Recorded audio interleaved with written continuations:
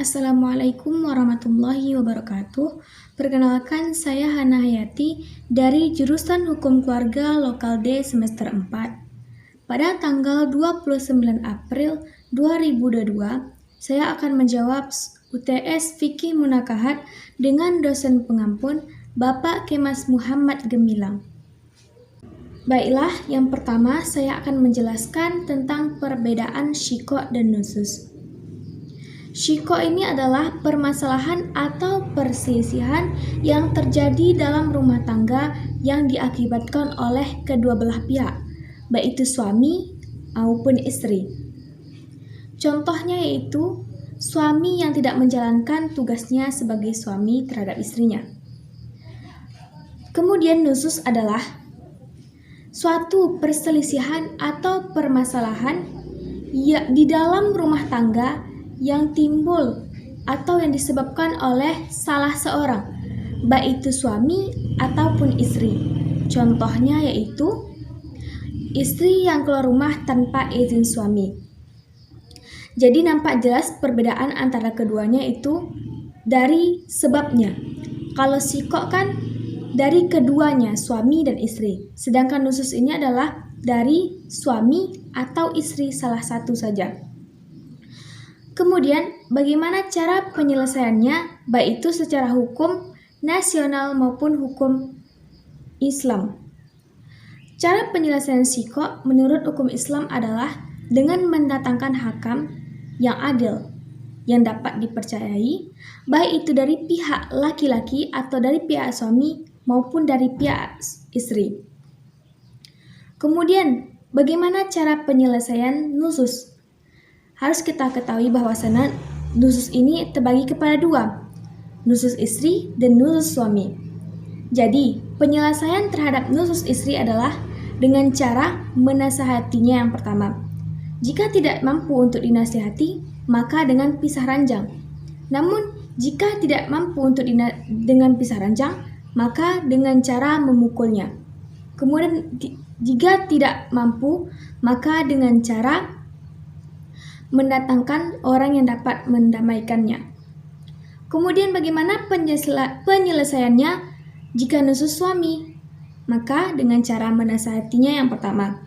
Jika tidak bisa, maka dengan cara mendamaikan. Namun jika tidak bisa, dengan melakukan pengajuan ke pengadilan oleh istri tersebut. Cara penyelesaian secara hukum Islam dan hukum nasional ini sama. Selanjutnya, saya akan menjelaskan perbedaan antara fasa dan khulu'. Fasa ini adalah pembatalan pernikahan yang disebabkan oleh cacatnya suatu akad dalam pernikahan atau baik itu setelah pernikahan berlangsung ataupun sebelum berlangsungnya pernikahan. Sedangkan nusus ini adalah permintaan cerai yang dilakukan oleh istri terhadap suami dengan memberikan tebusan atau mengembalikan mahar, yaitu melalui pengadilan. Akibat hukumnya yaitu masa iddah mereka ini, fasa ini atau khulu ini, masa iddahnya itu sama dengan talak biasa. Kemudian jika mereka ingin kembali, maka dengan melakukan akad baru atau pernikahan baru. Kemudian bebasnya sang suami dari hak menafkahi sang istri. Kemudian apa sih hikmahnya? Hikmahnya terjadinya fasa, maka dapat melahirkan keturunan yang lebih baik gitu. Kemudian adanya keadilan dari Allah gitu, adanya keadilan karena sudah ditetapkan hukumnya. Kemudian hikmah dari khulu adalah adanya keadilan terhadap sang istri karena dia ingin pisah. Kemudian sang istri ingin mendapatkan kebahagiaan karena pernikahan adalah memperoleh kebahagiaan. Baiklah, selanjutnya saya akan menjelaskan tentang li'an. Li'an ini adalah sumpah ketika sang suami menuduh sang istri berzina dan dia tidak dapat mendatangkan 4 orang saksi. Sehingga terjadilah li'an. Kapan sih terjadinya li'an ini? Pada masa Rasulullah SAW ada sahabatnya, yaitu Hilal bin Umayyah. Maka tak kala itu, beliau menuduh sang istri berzina. Kemudian Rasul bertanya, apakah ada bukti? Maka beliau tidak memiliki bukti.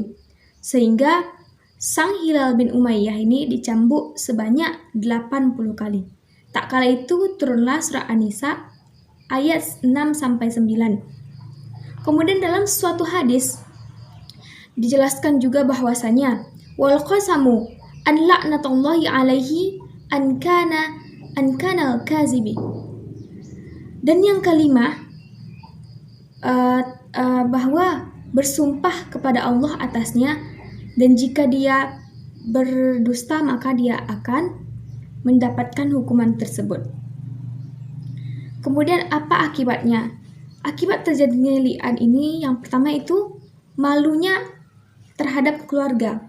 Kemudian nasab sang anak tersebut akan jatuh kepada tangan sang ibu. Kemudian mereka yang tidak bisa hidup selama-lamanya dan tidak ada rujuk terhadap li'an tersebut. Dan kemudian akan menanggung malu selama hidupnya. Jadi sekianlah yang dapat saya sampaikan. Lebih dan kurangnya saya mohon maaf. Wassalamualaikum warahmatullahi wabarakatuh.